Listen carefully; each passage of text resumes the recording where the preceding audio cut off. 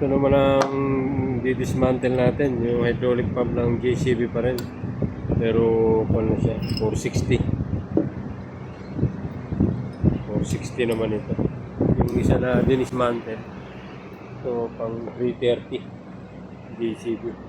Bali magpapalit lang tayo dito ng gasket sa side gasket niya. Hindi na natin babaklasin na ito. Tapos meron pa tayong kasunod na swing motor naman. Para sa JCB 460 pa rin. Okay. Dalawa ito. Dalawa yung swing motor niya. Ng 460. Yung 330. Dalawa yung 460. Mas malaki siya. So, didismantle natin. Mali issue rin ito sa leaking. Dito sa side gasket pa rin.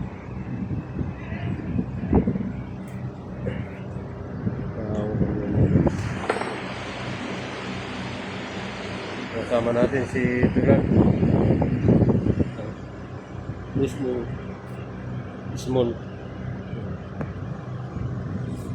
Sa kanya natin pa didismantle para matuto.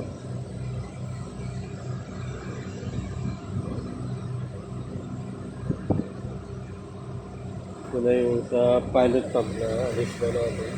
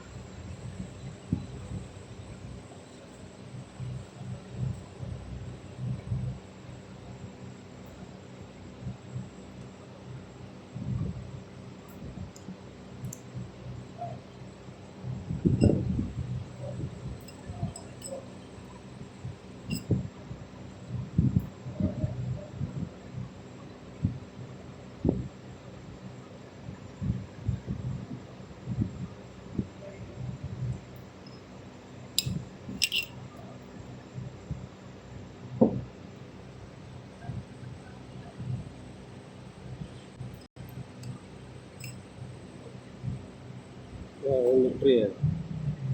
ज़्यादा है? नहीं.